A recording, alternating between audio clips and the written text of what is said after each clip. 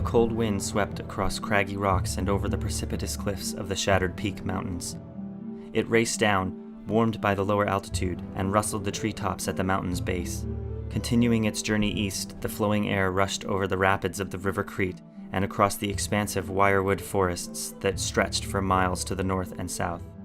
It passed beyond the wood and into the grasslands where it wound around boulders and made temporary patterns in the tall grass. Orin grabbed the end of his sandy brown scarf and tucked it back into his jacket. The last thing he needed was an impromptu blindfold. His legs ached from crouching for so long. He leaned against a low boulder, hidden in its shadow amidst a sea of waist-high green and brown grass. Judging by the boulder's weathered grooves, he guessed it had been part of a large statue built sometime before the Aeternum Wars. Orin spent the idle time studying it and imagining what it might have been all those years ago. Could be it was a fist holding the hilt of a sword. Or maybe a shoulder. That part kinda looks like armor. Orin ran his palm along the worn pattern in the stone. Whatever it was, it hadn't been whole in a very long time. He wished he could get a bird's eye view. Maybe then he could make out some of the other pieces. The sound of rustling grass interrupted his thoughts. He peeked around the boulder. A large shape was moving swiftly several hundred feet out. Its only tell was the motion of the grass, but even without seeing it, Orin could tell it was big. Bigger than they had anticipated. Regardless, he followed the plan and pulled himself up onto the boulder. Orin's sword slid smoothly from his sheath, flashing in the midday sun. He stabbed it toward the blue sky and shouted, "Come and get me, you big ugly grub!" The shape immediately changed course toward him, picking up speed. Orin sheathed his sword and shifted nervously from one foot to the other. It wasn't just big, it was enormous, and it was getting closer. He'd have to time this perfectly. When it was about 15 feet away, Orin began counting down. 3. His heart pounded in his chest. 2.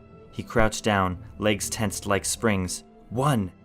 A massive, segmented body, all spines, shell, and pincers, launched up at him from the grass. At the same time, Orin sprung forward, flipping into the air above it. The beast twisted its carapace midair, facing up to attack Orin as he sailed overhead. He rotated mid-flip, just in time to see a razor-sharp pincher clack shut, inches from his nose. They flew past each other, and the creature crashed into the boulder, tumbling over the far edge. Orin landed and slid to a stop in the tall grass, facing a large stone from several feet away. He sprinted back towards the boulder and leapt, vaulting over it. He drew his sword mid-air and located the beast before hitting the ground on the other side. Few would have registered the subtle surprise on Khalil's face. "He's as shocked as I am at the size of the thing," Orin thought with a grin. In the time it took him to clear the boulder, Khalil had already deflected 3 rapid attacks from the creature's pinchers and mandibles. It reared up, towering over him. Khalil's sword was dark along the leading edge. He must have already landed a blow, Orin thought. In the past, that was all it took, but this chitin only looked angry. It emitted several rapid, high-pitched chirps, clacking its pinchers rhythmically. Orin crouched, using his free hand to brace himself, then sprung forward to attack the tail. It curved up out of the grass, thrashing with each attack of the head. His first priority would be to cut off the stingers, which were dripping wet with venom. The chitin searched for an opening, testing Khalil's defenses with rapid strikes. Orin leapt forward, gripping his sword with both hands. The forms had become muscle memory, and he moved as he was taught, letting his body guide him toward the most effective stance. He glided into mountain wind descending, and seamlessly flowed into stone through the water, slicing horizontally toward the base of the stingers. The chitin thrashed just as his blade connected, and his sword ricocheted off the rock-hard shell instead of taking the stinger off at the base. Orin's attack drew its attention, and Khalil took advantage of the diversion. As if performing an intricate dance, Khalil moved his body and blade as one. He spun low, sword behind his back, then brought the blade back around and up, effortlessly separating the chitin's pincher from one of its segmented arms. It shrieked in pain and surprise. Orin rolled backwards, narrowly avoiding the thrashing tail. "Attack between the segments, where the armor is weak," Khalil spoke as if he were commenting on the weather. Orin was about to reply that he knew, but instead ducked a swipe from the poisonous tail. He realized he wasn't going to get a clean strike with the tail flailing around trying to kill him, and formulated a plan. This is the worst plan ever, he thought. Orin took a slow breath to calm his pulse and waited for an opening.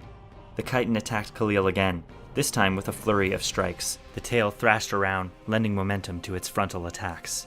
It whipped its tail up into the air and at the same time brought its body down onto the ground hard. Khalil jumped back, narrowly avoiding the crushing force. "Now!" Orin dove forward into a shoulder roll and popped up directly below the tail's stingers. "Hey, ugly!" he yelled. Khalil glanced at Orin, and the creature twisted its long neck to look back at him as well. The tail came down immediately at great speed. Orin had less than a second to react. He dove out of the way, just as the stingers stabbed into the ground and stuck there. The chitin jerked its tail upwards, attempting to dislodge it. Orin had his opening. He leapt forward, carving the air overhead and bringing his blade down at an angle with all his strength. It made contact and sank between the third and fourth segments up from the stinger. The unprotected insect flesh provided little resistance, and his blade cut clean through. The chitin shrieked in blind fury. It whipped the severed end of its segmented body about, tossing fluids and excrement into the air. Orin leapt back out of the way, and Khalil embodied the snake in the brush blade stance, patiently waiting as the creature whipped its head about violently. When the opportunity arose, Khalil thrust his sword up to the sky, bracing the hilt with his palm. The chitin's head flailed downward. Khalil's blade entered between its mandibles and sank deep into its head.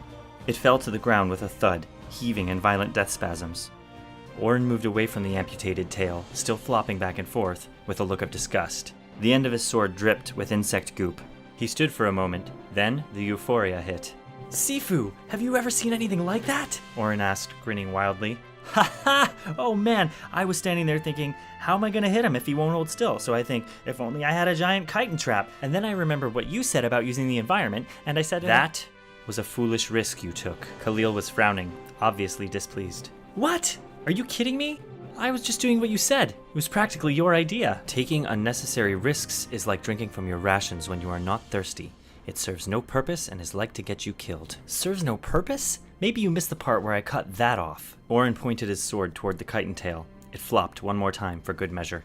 "Looks pretty purposeful to me. A wise warrior fights defensively unless given no other choice." That's all for this time. Thanks for listening. This has been a reading from Recreance by H.G. Chambers. To get your own copy of Recreance, check out the links below.